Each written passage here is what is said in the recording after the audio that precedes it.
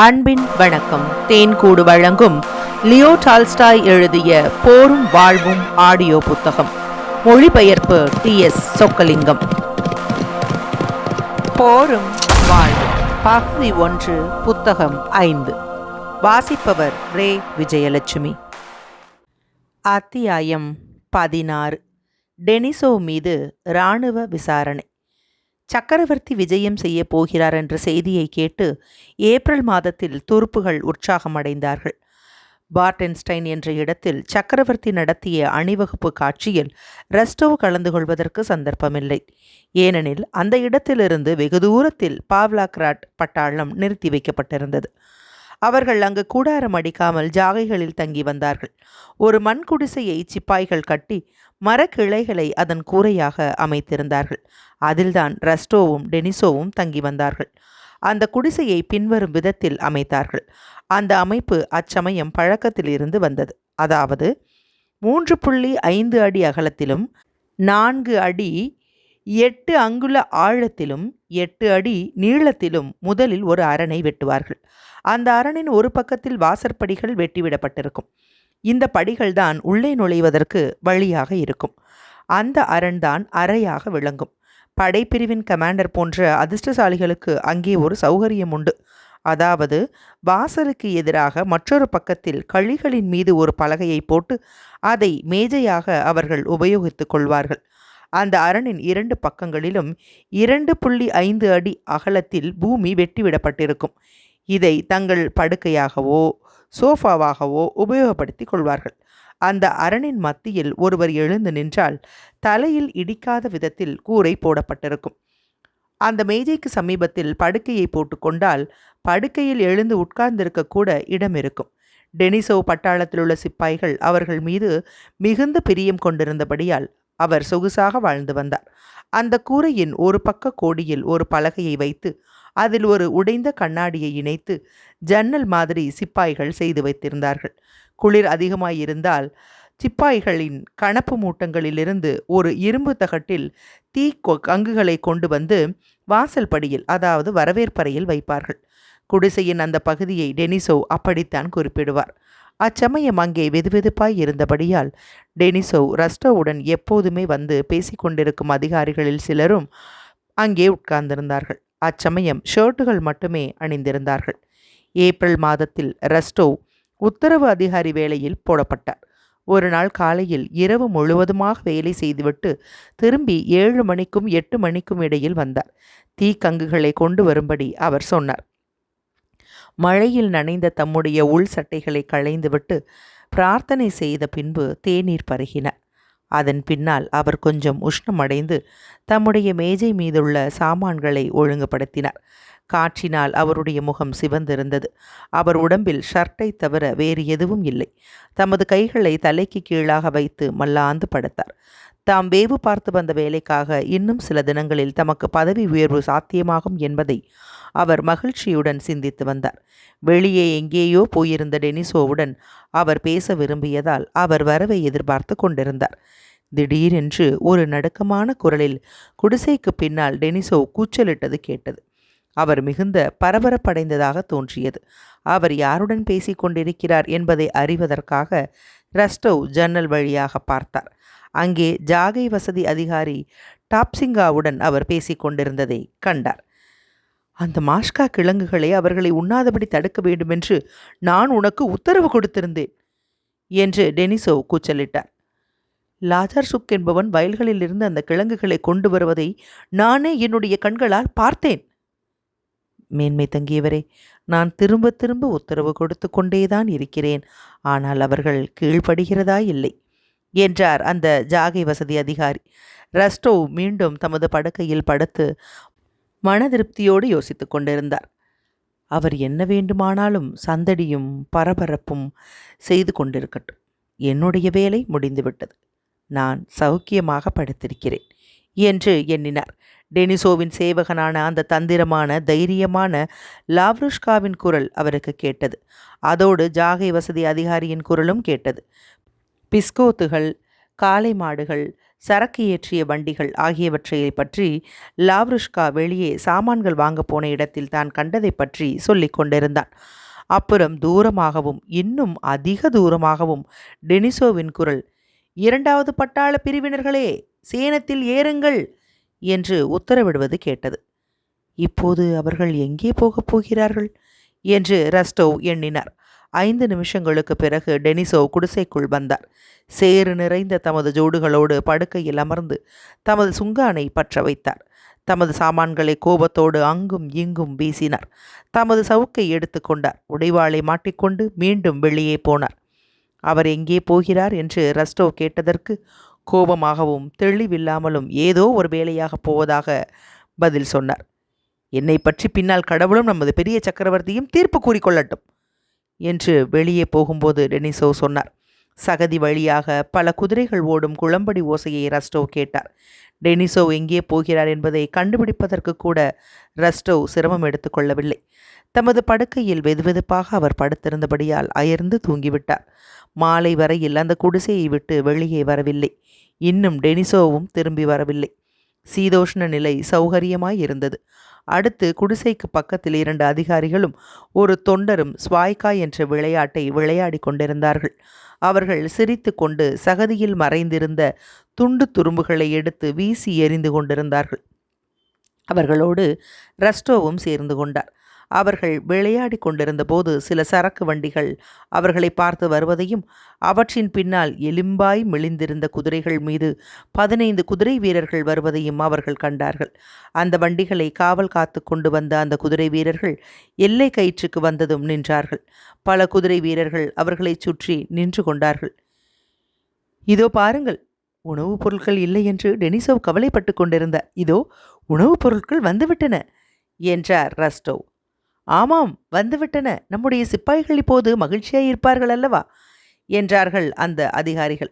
அந்த குதிரை வீரர்களுக்கு சிறிது பின்னால் டெனிசோவ் 2 காலாட்படை அதிகாரிகளுடன் பேசிக்கொண்டு வந்து கொண்டிருந்தார். அவர்களை சந்திப்பதற்காக ரஸ்டோவ் போனார்.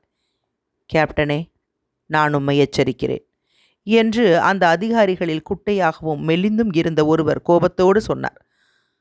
அவற்றை நான் விட்டுவிட முடியாது என்று உமக்கு நான் சொல்லவில்லையா என்று டெனிசோவ் பதிலளித்தார்.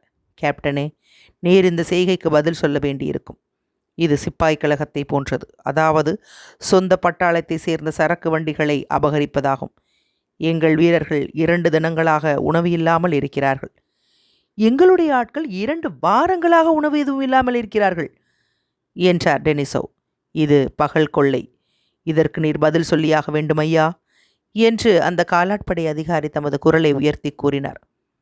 இப்போது நீர் எதற்காக என்னை தொந்தரவு செய்கிறீர் என்று திடீரென்று கோபம் கொண்டு டெனிசோவ் கத்தினார். நான் செய்த காரியங்களுக்கு நான் பதில் சொல்லிக் கொள்ளுவேன், நீரல்ல. நீர் இங்கே ஆர்ப்பாட்டம் செய்து கொண்டிருக்காமல் போய்விடுவது நல்லது. இல்லையென்றால் நீர் வருந்த நேரிடும். இப்போது போய்விடும், போம் என்று அந்த அதிகாரிகளை பார்த்து அவர் கத்தினார். அப்படியானால் ரொம்பச் சரி என்று சிறிதும் பணியாமல் அந்த சிறிய அதிகாரி கூச்சலிட்டார். ஆனால் அவர் அங்கிருந்து போகவில்லை. நீர் திருடுவது என்று முடிவு செய்துவிட்டால் நீர் பிசாசிடம் போம். சீக்கிரமாக நடையை கட்டும். இப்போது நீர் சௌக்கியமாகவும் பந்தோபஸ்தாகவும் இருக்கும்போதே இந்த இடத்தை விட்டு போய்விடும் என்று டெனிசோவ் கூறி தமது குதிரையை அந்த அதிகாரியின் மீது திருப்பினார். ரொம்பச் சரி, ரொம்பச் சரி என்று அந்த அதிகாரி பயமுறுத்தலோடு பதில் சொல்லிவிட்டு தமது குதிரையை திருப்பி பாய்ச்சலில் விட்டார். அந்த பாய்ச்சலில் சேனத்தில் அமர்ந்திருந்த அவரது உடல் குலுங்கியது. வேலிக்கு பின்னால் ஒரு நாய், வேலிக்கு பின்னால் ஒரு உண்மையான நாய் என்று அந்த அதிகாரி போன திசையை பார்த்து கத்தினார். குதிரை மீதுள்ள ஒரு காலாட்படை வீரரை ஒரு குதிரை வீரர் அவமதிக்கக்கூடிய மிகுந்த மோசமான ஏச்சுதான் அது. ரஸ்டோவிடம் அவர் சவாரி போய் சிரிக்க ஆரம்பித்தார். காலாட்படைக்கு போய் கொண்டிருந்த பொருள்களை நான் பலவந்தமாக கைப்பற்றி கொண்டேன். என்ன இருந்தாலும் நமது வீரர்களை பட்டினி போட முடியாது என்றார். அந்த குதிரை பட்டாளத்திற்கு வந்து சேர்ந்த சரக்கு வண்டிகள் காலாட்படைக்காக அனுப்பப்பட்டவை. அந்த வண்டிகளுக்கு காவலாக துருப்புகள் எதுவும் வரவில்லை என்பதை லாவ்ருஷ்கா மூலமாக டெனிசோவ் அறிந்ததும் தமது குதிரை வீரர்களோடு சென்று பலவந்தமாக அவற்றை கைப்பற்றி கொண்டார். சிப்பாய்களுக்கு தாராளமாக பிஸ்கோத்துகளை எடுத்து விநியோகம் செய்தார்கள். மற்ற பட்டாளங்களுக்கும் அவர்கள் கொடுத்தார்கள். மறுநாள் அந்த பட்டாளத்தின் கமாண்டர் டெனிசோவை அழைத்தார். தமது விரல்களை கண்ணிற்கு முன்பாக பரப்பி வைத்து கொண்டு அதன் வழியாக டெனிசோவை அவர் பார்த்து பின்வருமாறு சொன்னார். இந்த விஷயத்தை பற்றி நான் இப்படித்தான் நினைக்கிறேன். இதை பற்றி எனக்கு எதுவும் தெரியாது. நான் நடவடிக்கைகளை இப்பொழுது ஆரம்பிக்கவில்லை. ஆனால் நீர் தலைமை காரியாலயத்திற்கு சென்று சப்ளை செய்யும் இலாக்காவோடு இந்த விஷயத்தை முடிவு செய்து கொள்ளும். அவசியமானால் இந்த சரக்குகளை பெற்றுக்கொண்டதாக ஒரு ரசீது கொடுத்துவிடும். அப்படி இல்லை என்றால் இந்த சரக்குகளை காலாட்படைக்கு அனுப்பியபடியால் பெரிய தொல்லைகள் ஏற்படலாம். அந்த தொல்லைகள் மிகவும் மோசமாக முடியலாம். பட்டாள கமாண்டரிடமிருந்து நேரடியாக தலைமை காரியாலயத்திற்கு டெனிசோவ் சவாரி போனார். அவருடைய யோசனைப்படி உண்மையிலேயே நடக்க வேண்டும் என்ற ஆசையோடு அவர் போனார். மாலையில் அவர் தமது குடிசைக்கு திரும்பினார். அச்சமயம் அவர் இருந்த நிலைமையைப் போல ரஸ்டோவ் அவரை எப்போதும் பார்த்ததில்லை. டெனிசோவால் பேச முடியவில்லை. மூச்சு வாங்கி திணறினார். என்ன விஷயம் என்று ரஸ்டோவ் கேட்டபோது ஏதோ சம்பந்தம் இல்லாத சில வசவுகளையும் பயமுறுத்தல்களையும் கரகரப்பான பலவீனமான குரலில் சொல்லிக் கொண்டிருந்தார். டெனிசோவின் நிலைமையைக் கண்டு பீதியுற்ற ரஸ்டோவ் அவரை உடைகளை களையும்படி தண்ணீர் குடிக்கும்படி சொன்னார். உடனே டாக்டருக்கும் சொல்லி அனுப்பினார். கொள்ளையடித்ததற்காக என் மீது வழக்காம். ஓஹோ, இன்னும் கொஞ்சம் தண்ணீர். அவர்கள் என்னை விசாரித்துக் கொள்ளட்டும். ஆனால் அந்த அயோக்கியர்களை நான் எப்போதும் உதைப்பேன். நான் சக்கரவர்த்தியிடம் சொல்லுவேன். ஐஸ் கொண்டு வாருங்கள் என்று அவர் முணங்கினார். பட்டாளத்தின் டாக்டர் வந்தார். டெனிசோவிடமிருந்து சிறிது இரத்தத்தை வெளிப்படுத்த வேண்டியது அவசியம் என்று அவர் சொன்னார். ஒரு தட்டு நிறைய கருப்பான இரத்தத்தை இந்த மனிதரிடமிருந்து எடுத்தார்கள். அதன் பின்னால் தான் அவருக்கு என்ன நேர்ந்தது என்பதை அவரால் சொல்ல முடிந்தது. நான் அங்கே போனேன் என்று டெனிசோவ் ஆரம்பித்தார். அது இருக்கட்டும். உம்முடைய தலைவரின் ஜாகை எங்கே இருக்கிறது என்று கேட்டேன். அவர்கள் சுட்டி காட்டினார்கள். கொஞ்சம் தங்கியிருக்க வேண்டுமென்று சொன்னார்கள். நான் 20 மைல்கள் சவாரி வந்திருப்பதாலும் எனக்கு வேலை இருப்பதாலும் நான் காத்திருப்பதற்கு அவகாசம் இல்லாமல் இருப்பதாலும் நான் வந்திருப்பதாக உடனே உங்கள் தலைவருக்கு சொல்லுங்கள் என்றேன். ரொம்ப சரி. உடனே அவர்களின் தலைமை திருடன் வந்தான். உடனே என்னை பார்த்து அவன் பிரசங்கம் செய்ய ஆரம்பித்தான். இது கொள்ளை என்று சொன்னான். தமது சிப்பாய்களுக்கு கொடுப்பதற்காக உணவுப் பொருட்களை கைப்பற்றுவது கொள்ளை அல்ல என்று நான் சொன்னேன். அவைகளை கைப்பற்றி தமது ஜேபிகளை நிரப்புவதுதான் கொள்ளை என்று நான் சொன்னேன். தயவு செய்து நீர் மௌனமாயிருப்பீரா என்று அவன் கேட்டான். சரி என்று நான் சொன்னேன். மறுபடியும் அவன், நீர் போய் கமிஷனருக்கு ஒரு ரசீது கொடும், நான் இதை பற்றி தலைமை காரியாலயத்திற்கு எழுதுகிறேன் என்று அவன் சொன்னான். நான் கமிஷனரிடம் போனேன். அறைக்குள் நான் நுழைந்தேன். அங்கே மேஜை மீது, நீர் என்ன நினைக்கிறீர்? ஒரு வினாடி பொறும், எங்களை பட்டினி போடுவது யார் என்று டெனிசோவ் கூச்சலிட்டு சமீபத்தில் இரத்தம் எடுக்கப்பட்ட தமது கை முஷ்டியால் மேஜை மீது பலமாக குத்தினார். மேஜை மீதிருந்த கோப்பைகள் துள்ளின. அந்த மேஜை உடைந்துவிடும் போல தோன்றியது. டெலியானின், என்ன இப்போது எங்களை பட்டினி போட்டு கொள்ளுவது நீதானா? அப்படித்தானா? இதோ இதை வாங்கிக்கொள், இதையும் வாங்கிக்கொள் என்று நான் சொல்லிவிட்டு அவன் முகத்தில் ஒரு குத்து விட்டேன். எப்பேற்பட்ட குத்து! அவனை நான் உதைக்க ஆரம்பித்தேன். எப்பேற்பட்ட தமாஷ் தெரியுமா என்று டெனிசோவ் கத்தினார். கோபமாகவும் மகிழ்ச்சியோடும் அவர் கூச்சலிட்டபடியால் அவருடைய கருப்பு மீசைக்கு கீழே அவருடைய வெள்ளை பற்கள் தெரிந்தன. அவர்கள் அங்கிருந்து அவனை அழைத்து போயிருக்காவிட்டால் அவனை நான் கொன்றிருப்பேன். ஆனால் நீர் எதற்காக இம்மாதிரி கூச்சல் போடுகிறீர்? அமைதியாயிரும். நீர் மீண்டும் உமது கையிலிருந்து இரத்தம் கொட்டும்படி செய்துவிட்டீர். கொஞ்சம் பொறும், அதை நாம் கட்டிவிட வேண்டும் என்றார் ரஸ்டோவ். டெனிசோவின் கையை மீண்டும் கட்டி அவரை படுக்கையில் படுக்க வைத்தார்கள். மறுநாள் அவர் விழித்தபோது அமைதியாகவும் மகிழ்ச்சியாகவும் காணப்பட்டார். அன்று நடுப்பகலில் அந்த பட்டாளத்தின் உதவியாளர் ரஸ்டோவும் டெனிசோவும் தங்கியிருந்த குடிசைக்கு ஒரு கடுமையான ஆழ்ந்த முகபாவத்தோடு அவர்களிடம் வந்து வருத்தத்தோடு ஒரு காகிதத்தை நீட்டினார். அந்த காகிதம் ரெஜிமெண்ட் கமாண்டரிடமிருந்து மேஜர் டெனிசோவுக்கு எழுதப்பட்டிருந்தது. நேற்று நடந்த காரியங்களை பற்றி அதில் கேள்விகள் கேட்கப்பட்டிருந்தன. அந்த விஷயம் மிகவும் மோசமாக திரும்பலாம் என்று அந்த உதவியாளர் அவர்களுக்கு சொன்னார். ஒரு இராணுவ விசாரணை கோர்ட்டை அமைத்திருப்பதாகவும் கீழ்ப்படியாமையும் கொள்ளை அடித்தலையும் மிகுந்த மோசமான குற்றங்களாக தற்சமயம் கருதுவதாகவும், ஆகவே பதவி இறக்கத்தோடு அவர் விடப்பட்டால் அதுவே நாம் எதிர்பார்க்கக்கூடிய சிறந்த காரியமாயிருக்கும் என்றும் அவர் சொன்னார். பறிகொடுத்தவர்கள் மேஜர் டெனிசோவின் மீது சாட்டிய குற்றங்களாவன: டெனிசோவ் சரக்குகளை கைப்பற்றிய பின்பு அவர் குடித்திருந்தபடியால் பிரதான ஜாகை வசதி அதிகாரியிடம் போனதாகவும், எவ்வித காரணமும் இல்லாமல் அவரை திருடன் என்று அழைத்து அடிக்க வந்ததாகவும், அவரை வெளியே கொண்டு வந்துவிட்ட பின்பு மீண்டும் அவர் காரியாலயத்திற்குள் வந்து 2 அதிகாரிகளை அடித்து ஒருவரின் கையை முறித்து விட்டதாகவும் சொன்னார்கள். ரஸ்டோவ் மீண்டும் மீண்டும் கேட்டதற்கு பின்னால் டெனிசோவ் சிரித்து கொண்டே பதில் சொன்னார். அந்த அடிதடியில் மற்றொருவரும் கலந்து கொண்டிருந்தது இப்போதுதான் அவருக்கு ஞாபகம் வருகிறது என்றும், இவையெல்லாம் வெறும் அசட்டுத்தனங்கள் என்றும், குப்பைகள் என்றும், எந்தவிதமான விசாரணைக்கும் தாம் சிறிதளவு கூட கவலைப்படவில்லை என்றும், அந்த அயோக்கியர்கள் தம்மை தாக்க வந்தால் அவர்கள் சுலபமாக மறக்க முடியாதபடி அவர்களுக்கு பதில் கொடுக்கப் போவதாகவும் அவர் சொன்னார். அந்த விஷயம் முழுவதையும் பற்றி மிகுந்த துச்சமாக டெனிசோவ் பேசினார். ஆனால் அவர் மனதில் இராணுவ கோர்ட் விசாரணையை பற்றி ஒரு பீதி இருக்கிறதென்றும், இந்த சம்பவம் மிகுந்த மோசமாக திரும்புகிறதை பற்றி அவர் கவலை கொண்டிருக்கிறார் என்றும் ரஸ்டோவ் அறிந்து கொண்டார். மற்றவர்களிடம் டெனிசோவ் மறைத்தாலும் ரஸ்டோவிடம் அவரால் மறைக்க முடியவில்லை. ஏனெனில் அவரை ரஸ்டோவ் நன்றாக அறிவார். ஒவ்வொரு நாளும் விசாரணை கடிதங்களும் அறிக்கைகளும் கோர்ட்டிலிருந்து வந்து கொண்டிருந்தன. மே மாதம் 1 தேதியன்று டெனிசோவ் தமது அதிகாரத்தை தமக்கு அடுத்தபடியாக பதவியில் உள்ளவரிடம் ஒப்படைத்து விடும்படியும், அவருடைய படையின் தலைமை காரியாலயத்தின் முன்பு ஆஜராகி சப்ளை ஆபீஸில் அவர் காட்டிய பலாத்காரத்திற்கு பதில் சொல்லும்படியும் உத்தரவு வந்தது. முதல் நாளன்று 2 கோசாக் பட்டாளங்களுடனும் 2 குதிரை வீரர்கள் படைப்பிரிவினருடனும் பிளாட்டாவ் வேவ் பார்த்து வந்தார். டெனிசோவ் யுத்த முனையிலுள்ள காவல் வீரர்கள் முன்பாக தம்முடைய தைரியத்தை காட்டி வந்தார். ஒரு குறிபார்த்து சுடும் பிரெஞ்சுக்காரனின் தோட்டா ஒன்று அவருடைய காலின் தசையில் பாய்ந்தது. மற்ற காலமாயிருந்தால் அந்த லேசான காயத்திற்காக அவர் பட்டாளத்தை விட்டு போயிருக்க மாட்டார். ஆனால் இப்போது இந்த காரணத்தை மேற்கொண்டு அதனால் தலைமை காரியாலயத்தின் முன்பு ஆஜராக தம்மால் முடியவில்லை என்று சொல்லி ஆஸ்பத்திரியில் போய் சேர்ந்தார். அத்தியாயம் 16 நிறைவுற்றது. அத்தியாயம் 17. டெனிசோவை காண நிக்கலஸ் ஆஸ்பத்திரிக்கு விஜயம். ஜூன் மாதத்தில் பிரிட்லாண்டில் யுத்தம் நடந்தது. அந்த யுத்தத்தில் பாவ்லாக்ராடுகள் கலந்து கொள்ளவில்லை. யுத்தத்திற்கு பின்னால் யுத்த நிறுத்த உடன்படிக்கை பிரகடனப்படுத்தப்பட்டது. தமது நண்பர் தம்முடன் இல்லாமல் இருந்ததை பற்றி ரஸ்டோவ் வருத்தமடைந்தார். அங்கிருந்து அவர் புறப்பட்டு போன பின்பு அவரை பற்றி எவ்விதமான செய்தியும் கிடைக்கவில்லை.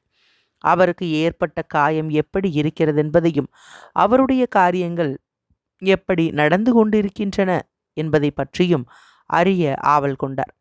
ஆகவே யுத்த நிறுத்த பிரகடனத்தை உபயோகப்படுத்தி கொண்டு ஆஸ்பத்திரிக்கு சென்று டெனிசோவை பார்ப்பதற்காக ரஜா வாங்கி கொண்டார். அந்த ஆஸ்பத்திரி ஒரு சிறிய பிரஷ்ய பட்டணத்தில் இருந்தது. அந்த பட்டணம் ருஷ்ய துருப்புகளாலும் பிரெஞ்சு துருப்புகளாலும் இருமுறை தாக்கி பாழ்படுத்தப்பட்டது. அப்பொழுது வேநீர் காலமாய் இருந்தபடியால் வெளியே வயல்கள் மிகவும் அழகாய் இருந்தன. ஆனால் இந்த சிறிய நகரம் ஒரு மனச்சோர்வான காட்சியை கொடுத்தது. அதனுடைய கூரைகளும் வேலிகளும் பாழ்படுத்தப்பட்டிருந்தன. தெருக்கள் சுத்தமாக இருந்தன. கிழிந்த உடைகளை அணிந்து கொண்டு அந்த ஊர்வாசிகள் நடமாடிக்கொண்டிருந்தார்கள். அசௌக்கியமடைந்தும் குடித்தும் இருந்த சிப்பாய்கள் தெருக்களில் சுற்றி அலைந்தார்கள். அந்த ஆஸ்பத்திரி ஒரு செங்கல் கட்டடத்தில் இருந்தது. அங்கிருந்த சில ஜன்னல்களும் ஜன்னல் கண்ணாடிகளும் உடைந்திருந்தன. உடைந்து போன பிரித்து போடப்பட்ட வேலிகளின் குவியல்கள் முற்றத்தில் காணப்பட்டன. கட்டுக்கள் கட்டப்பட்ட பல சிப்பாய்கள் வெளிரிய வீங்கிய முகங்களோடு உட்கார்ந்து கொண்டும் நடந்து கொண்டும் முற்றத்தில் உள்ள சூரிய வெளிச்சத்தில் காணப்பட்டார்கள். வாசலுக்குள் ரஸ்டோவ் நுழைந்ததும் அழுகிய வாசனையும் ஆஸ்பத்திரி வாசனையும் அவரை சூழ்ந்து கொண்டது. சுருட்டு பிடித்து கொண்டிருந்த ஒரு ருஷ்ய இராணுவ டாக்டரை அவர் படிக்கட்டில் சந்தித்தார். டாக்டருக்கு பின்னால் ஒரு ருஷ்ய உதவியாளர் வந்து கொண்டிருந்தார். நான் என்னை பல துண்டுகளாக பீத்து கொள்ள முடியாது. மாலையில் மாக்கர் அலெக்சிவிச்சிடம் வாரும், நான் அங்கே இருப்பேன் என்று டாக்டர் சொன்னார். அந்த உதவியாளர் மேலும் சில கேள்விகளை கேட்டார். ஓ, உன்னால் செய்யக்கூடியவைகளை எல்லாம் நீ செய், எல்லாம் ஒன்றுதானே என்று சொல்லிய டாக்டர் படிக்கட்டில் ரஸ்டோவ் மேலே வந்து கொண்டிருப்பதை கவனித்தார். உமக்கு என்ன வேண்டும் ஐயா என்று கேட்டார் டாக்டர். உமக்கு என்ன வேண்டும்? துப்பாக்கி குண்டிலிருந்து நீர் தப்பிவிட்டீர். இப்பொழுது டைஃபாய்டு ஜுரத்தை அனுபவிக்க நீர் முயற்சி செய்கிறீரா? இது ஒரு தொத்து நோய் உள்ள இடம் ஐயா. எப்படி என்று கேட்டார் ரஸ்டோவ். டைஃபாய்டு ஐயா, உள்ளே போனால் மரணம்தான். தமது பக்கத்தில் இருந்த உதவியாளரை சுட்டிக்காட்டி, இந்த மக்கியும் நானும் உள்ளே இருக்கிறோம். எங்களை சேர்ந்த 5 டாக்டர்கள் இங்கே மாண்டு போனார்கள். புதிதாக ஒருவர் வந்தால் ஒரு வாரத்திற்குள் அவர் போய்விடுகிறார். பிரஷ்ய டாக்டர்களை இங்கே அழைத்திருக்கிறார்கள். ஆனால் நமது நேச நாடுகள் அதை விரும்பவில்லை என்று அந்த டாக்டர் வெளிப்படையான சந்தோஷத்தோடு சொன்னார். காயமடைந்து போன மேஜர் டெனிசோவை தாம் பார்க்க விரும்புவதாக ரஸ்டோ விளக்கினார். எனக்கு தெரியாது, நான் சொல்ல முடியாது ஐயா. ஆனால் யோசித்து பாரும், 400 பேர்களுக்கு அதிகமான வியாதியஸ்தர்கள் உள்ள 3 ஆஸ்பத்திரிகளையும் நான் ஒருவனே கவனித்து வருகிறேன். யாரோ தர்ம சிந்தனை உள்ள பிரஷ்ய சீமாட்டிகள் 2 பவுண்டு காப்பியையும் கொஞ்சம் பஞ்சு துணியையும் மாதத்திற்கு ஒரு முறை அனுப்பி வருகிறார்கள். இல்லையென்றால் நாம் கஷ்டப்படுவோம் என்று கூறி அவர் சிரித்தார். 400 பேர் ஐயா. அவர்களை தவிர புதிதாகவும் ஆட்களை அனுப்பி கொண்டே இருக்கிறார்கள். இப்பொழுது 400 பேர்கள் அல்லவா என்று கூறி தமது உதவியாளரை திரும்பி பார்த்தார். அந்த உதவியாளர் களைத்து போயிருந்தார்.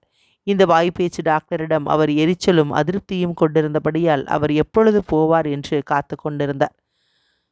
மேஜர் டெனிசோவ், அவர் மாலிடன் என்ற இடத்தில் காயமடைந்தார் என்று ரஸ்டோ மீண்டும் சொன்னார்.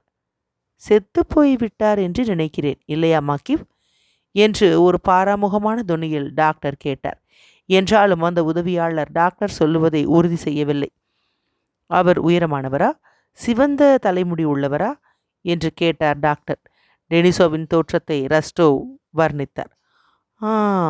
அம்மாதிரி ஒருவர் இருந்தார் என்று டாக்டர் மகிழ்ச்சி அடைந்தது போல சொன்னார். அந்த ஆசாமி இறந்து போய்விட்டார் என்று நினைக்கிறேன். என்றாலும் நமது ஜாபிதாவை நான் பார்க்கிறேன். எங்களிடம் ஒரு ஜாபிதா இருந்தது. மக்கிவ், உம்மிடம் அது இருக்கிறதா? மாக்கர் அலெக்சிவிச்சிடம் அந்த ஜாபிதா இருக்கிறது என்றார் உதவியாளர்.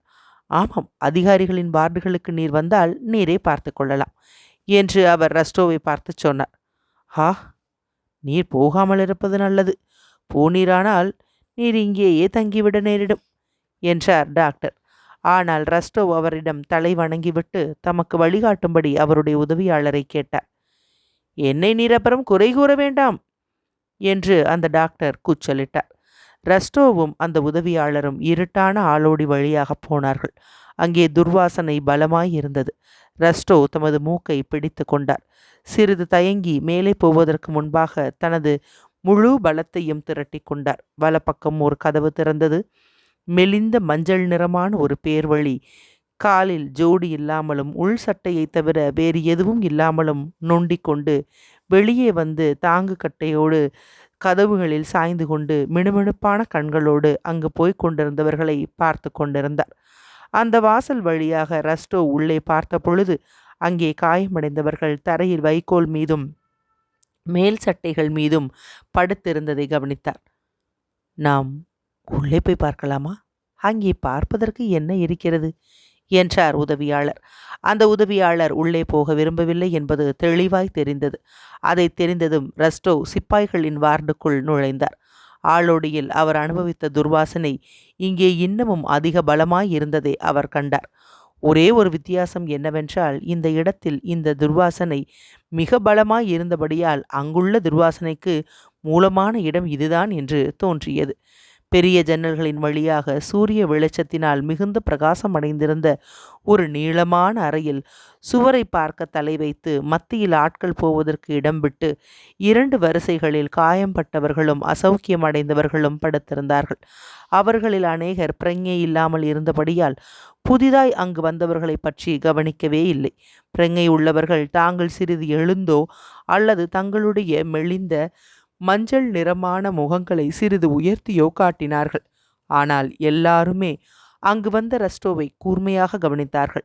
தங்களுக்கு துன்ப நிவாரணமும் நம்பிக்கையும் கிடைக்கப் போவது போன்ற முகத்தோற்றம் காணப்பட்டது. அவருடைய ஆரோக்கியத்தைக் கண்டு பொறாமையும் கொண்டார்கள். அந்த அறையின் மத்திக்கு ரஸ்டோ சென்றார். திறந்த ஜன்னல்கள் வழியாக பக்கத்தில் உள்ள 2 ஜன்னல்களையும் 2 அறைகளையும் பார்த்தார். அங்கே உள்ள காட்சியும் இதே போல இருந்தது. இன்னமும் அவர் அசையாது நின்று மௌனமாக தம்மை சுற்றி பார்த்தார். இம்மாதிரி ஒரு காட்சியை பார்க்க நேரிடும் என்று அவர் எதிர்பார்க்கவே இல்லை. அவருக்கு முன்பாக மத்தியில் உள்ள நடைபாதைக்கு குறுக்காக வெறும் தரை மீது ஒரு அசௌக்கியமான மனிதன் படுத்திருந்தான். அவனுடைய தலைமுடி வெட்டி விடப்பட்டிருக்கிற விதத்திலிருந்து அவன் ஒரு கோசாக் மாதிரி தோன்றினான். அந்த மனிதன் மல்லாந்து படுத்திருந்தான். அவனுடைய பெரிய கைகளும் கால்களும் பறந்து கிடந்தன. அவனுடைய முகம் நீல நிறமாயிருந்தது. கண்கள் மேலே செருகி இருந்தபடியால் வெள்ளை நிறம் மட்டும்தான் வெளியே தோன்றியது. அவனுடைய திறந்த கால்களும் கைகளும் சிவப்பாய் இருந்தன. அவற்றிலுள்ள நரம்புகள் கயிறுகள் போல புடைத்து நின்றன. தன்னுடைய பின்தலையை தரையோடு மோதிக்கொண்டு கரகரப்பான தொண்டையில் எதையோ ஒரு வார்த்தையை திருப்பி திருப்பி சொல்லிக் கொண்டிருந்தான். ரஸ்டோவ் அதை கவனித்து கேட்டு என்ன வார்த்தை என்பதை புரிந்து கொண்டார். தண்ணீர், தண்ணீர், குடிப்பதற்கு தண்ணீர். அந்த மனிதனை திரும்பவும் அவனுடைய இடத்தில் தூக்கி போட்டு அவனுக்கு தண்ணீர் கொடுப்பதற்கு யாராவது இருக்கிறார்களா என்று அறிவதற்காக ரஸ்டோவ் சுற்றிலும் நோக்கினார். இந்த பிணியாளிகளை இங்கே பார்த்து கொள்கிறவர் யார் என்று அந்த உதவியாளரை அவர் கேட்டார். இச்சமயம் அந்த ஆஸ்பத்திரியின் சேவகனான ஒரு சிப்பாய் அடுத்த அறையிலிருந்து நிமிர்ந்து நடந்து வந்து ரஸ்டோவ் முன்னால் நின்றான். வணக்கம் மேன்மை தங்கியவரே என்று அவன் ரஸ்டோவை பார்த்து கண்களை உருட்டி பேசினான். அந்த ஆஸ்பத்திரி அதிகாரிகளில் அவர் ஒருவராக இருப்பார் என்று அவன் தவறாக நினைத்து கொண்டான். அவனுடைய இடத்திற்கு அவனை நகர்த்தி கொண்டு போய் சேர்த்து அவனுக்கு கொஞ்சம் தண்ணீர் கொடு என்று கோசாக்கை சுட்டிக்காட்டி ரஸ்டோவ் சொன்னார். நல்லது மேன்மை தங்கியவரே என்று திருப்தியோடு அந்த சிப்பாய் பதிலளித்தான். அவன் தனது கண்களை மீண்டும் உருட்டி இன்னும் அதிகமாக நிமிர்ந்து நின்றான். ஆனால் அவன் அசையவில்லை.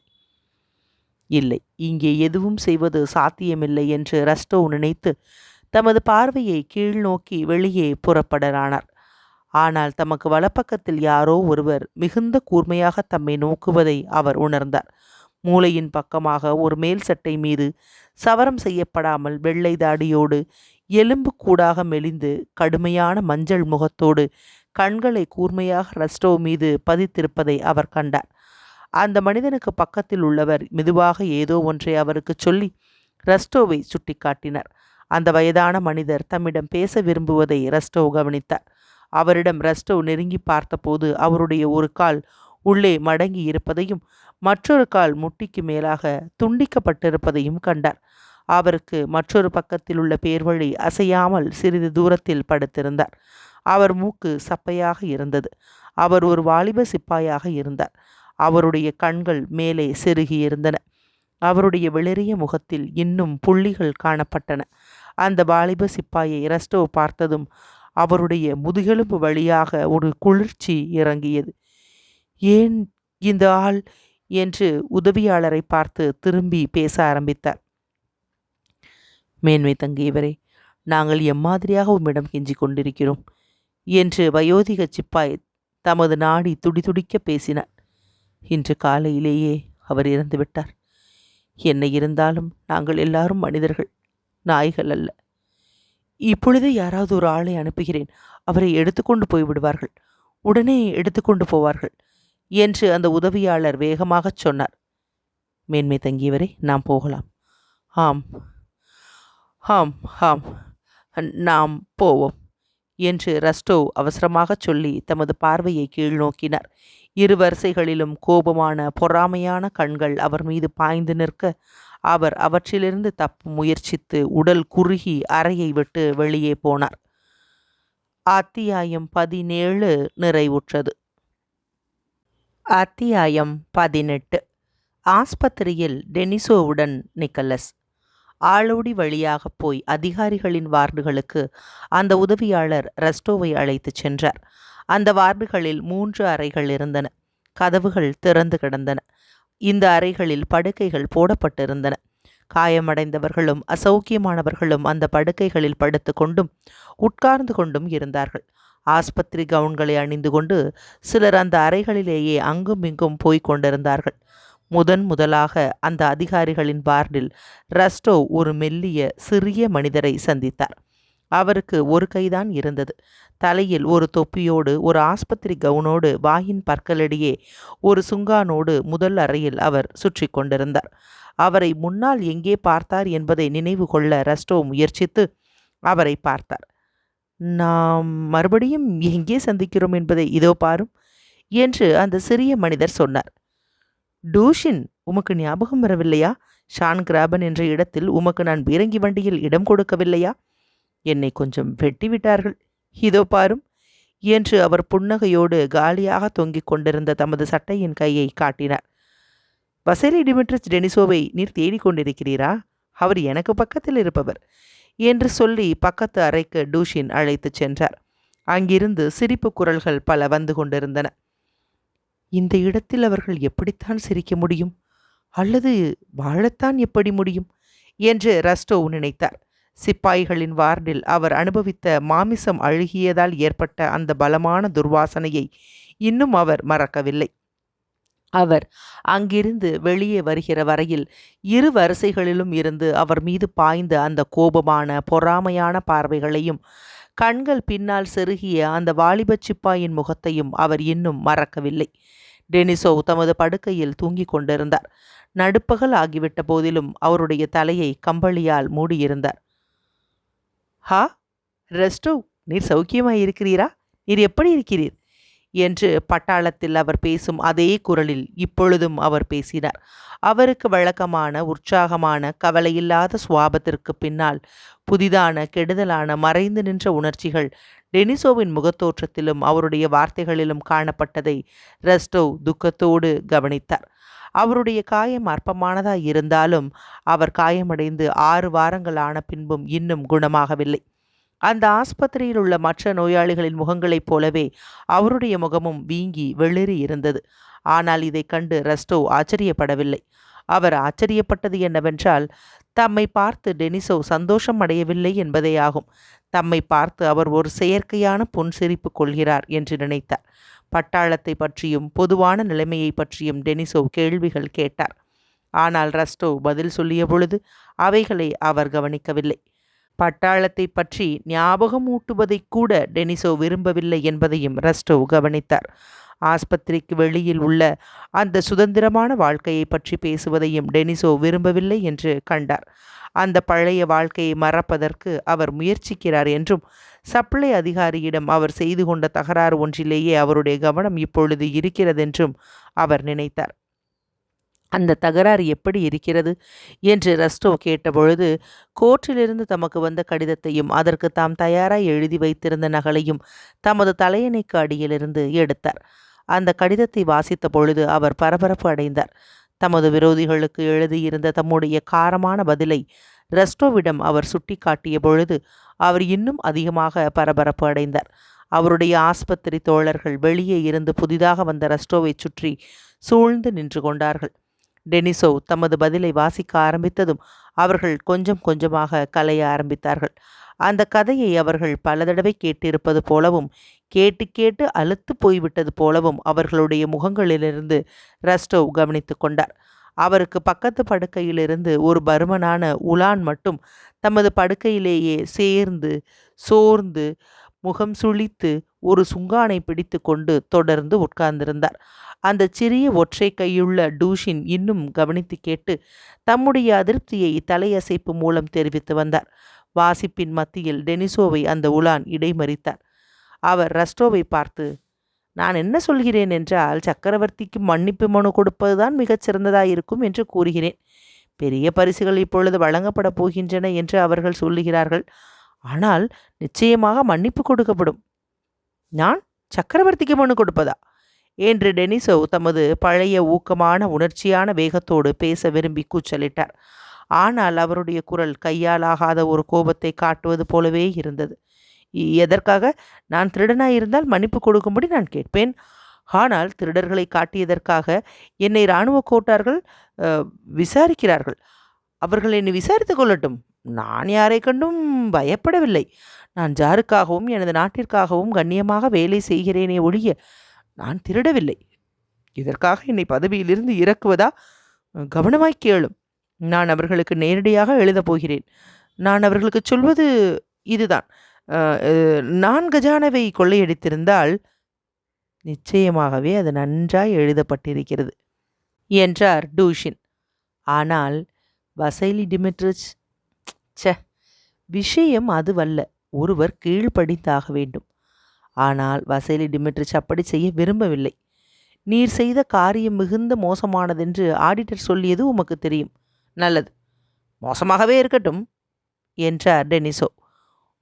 உமக்காக அந்த ஆடிட்டர் ஒரு மனு தயாரித்து கொடுத்தார் என்று டூஷின் தொடர்ந்து கூறினார்.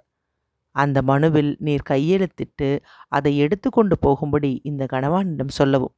அவர் ரஸ்டோவை சுட்டிக்காட்டி, தலைமை காரியாலயத்தில் அவருக்கு நல்ல தொடர்பு உண்டு. இதைவிட சிலாக்கியமான வேறு ஒரு சந்தர்ப்பம் உமக்கு கிடைக்காது. நான் பல்லை காட்டப் போவதில்லை என்று உமக்கு நான் சொல்லியதில்லையா என்று டெனிசோ அவரை இடைமறித்து பேசி தமது கடிதத்தை தொடர்ந்து வாசிக்க ஆரம்பித்தார். டெனிசோவை இணங்கும்படி செய்வதற்கு ரஸ்டோவுக்கு தைரியமில்லை. டூஷினும் மற்ற அதிகாரிகளும் சொல்லுகிற யோசனைதான் சிறந்தது என்பதை அவர் உள்ளூர உணர்ந்தார். டெனிசோவுக்கு சேவை செய்வதற்கு அவர் தயாராயிருந்தார். அவருடைய பிடிவாதமான குணத்தையும் நேரிடையான அவசரமான கோபத்தையும் அவர் அறிவார். டெனிசோவின் காரசாரமான பதிலை படித்து முடிப்பதற்கு 1 மணி நேரம் ஆயிற்று. அதன் பின்னால் ரஸ்டோ ஒன்றும் சொல்லவில்லை. அன்று பிற்பகல் பூராவாக மிகுந்த சோர்வுற்ற மனதோடு தம்மை சூழ்ந்திருந்த ஆஸ்பத்திரியில் உள்ள டெனிசோவின் தோழர்களோடு பேசிக்கொண்டிருந்தார். அவர்களுடைய கதைகளை கேட்டுக்கொண்டும் தம்முடைய கதைகளை சொல்லிக்கொண்டும் இருந்தார். டெனிசோ மாலை முழுவதும் முகம் தொங்கி மௌனமாக இருந்தார். பின் மாலையில் தாம் புறப்பட போகிற சமயத்தில் தாம் ஏதாவது அவருக்கு செய்ய வேண்டுமா என்று டெனிசோவை ரஸ்டோ கேட்டார். ஆம், 1 நிமிடம் பொறும் என்று டெனிசோ சொல்லி அங்கிருந்த அதிகாரிகளை சுற்றி நோட்டமிட்டுவிட்டு தமது தலையணைக்கு கீழே இருந்த காகிதங்களை எடுத்து ஜன்னலுக்கு பக்கத்தில் அமர்ந்து எழுத ஆரம்பித்தார். அங்கேதான் மைப்புட்டி இருந்தது. சுவரில் போய் மோதிக்கொள்வதால் ஒரு பயனுமில்லை என்று தெரிகிறது என்று ஜன்னலிலிருந்து திரும்பி அவர் சொல்லிவிட்டு ரஸ்டோவிடம் ஒரு பெரிய காகித கூட்டை கொடுத்தார். சக்கரவர்த்திக்கு ஆடிட்டர் தயார் செய்த அந்த மனு அதற்குள் இருந்தது. சப்ளை அதிகாரிகளின் புகாரை பற்றிய குற்றங்கள் மீது எதுவும் சொல்லாமல் தமக்கு மன்னிப்பு கொடுக்கும்படி சக்கரவர்த்தியை பிரார்த்திப்பதாக அந்த மனு இருந்தது. இதை நீர் கொடுத்துவிடும். எனக்கு தோன்றுகிறது.